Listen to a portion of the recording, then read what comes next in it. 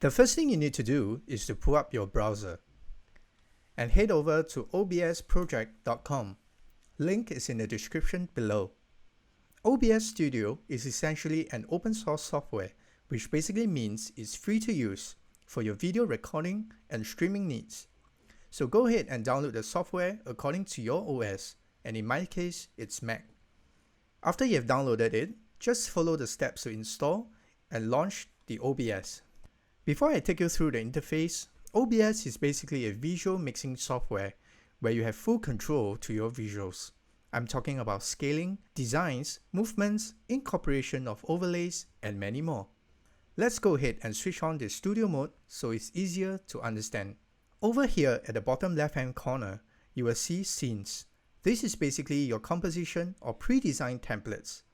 Let's go ahead and set up two scenes. I'll call the first one Scene 1 Opening,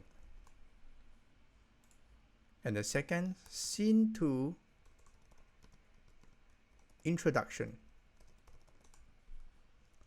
And let's get rid of that first one.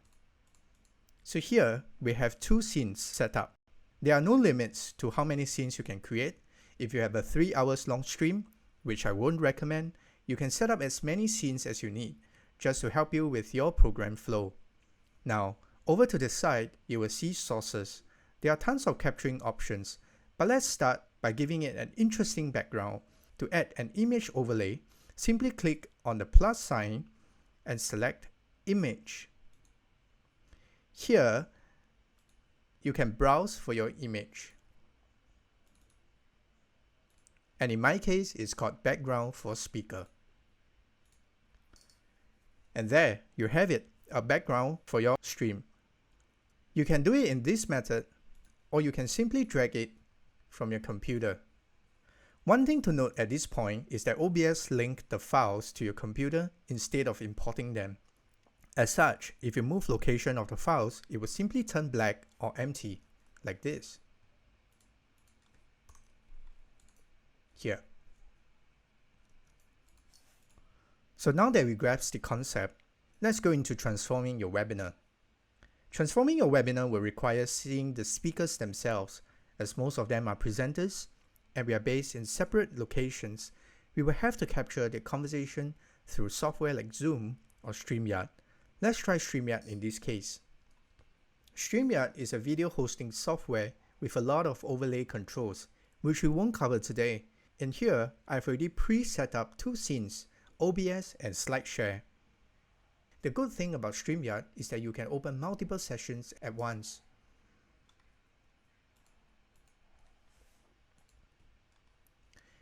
Within the OBS tab itself, I will want this to be my video feed. Let's enter broadcast. And here, I'll add myself to the video stream. Now to allow the presenters to present their slides, we are using Google Slides. And here, I have a template proposal. Simply go to the top right hand corner under Present and click on Presenter View. Here, you will have a borderless presentation of your slides.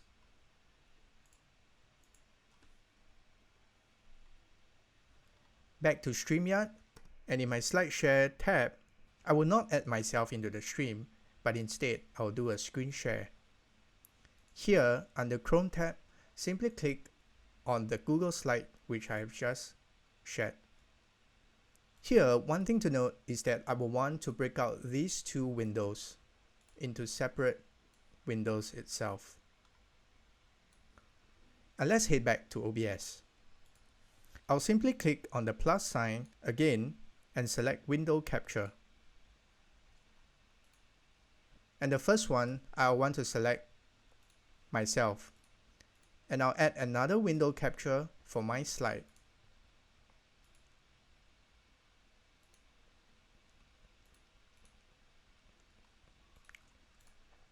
So let's switch off the slide for now. And in the first window capture, I'll see myself here captured on screen. Now to crop it, simply click on Alt and drag from the red bounders.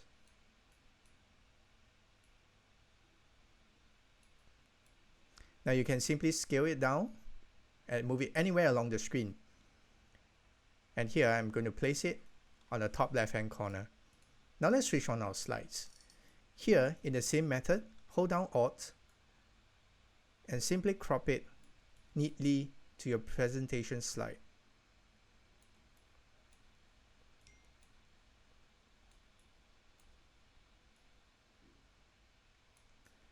Here, same thing.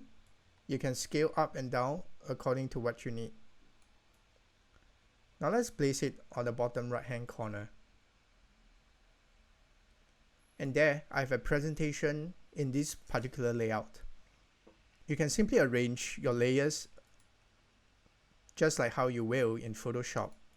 If I want my presentation slide to come behind my face, I can simply just drag it below here. And there I've rearranged it and I have my customized layout. Within here you will be able to see a preview screen, and here is basically to show the scenes that you have set up for OBS. And on the right side you will see program. Program is basically what is live at a particular moment.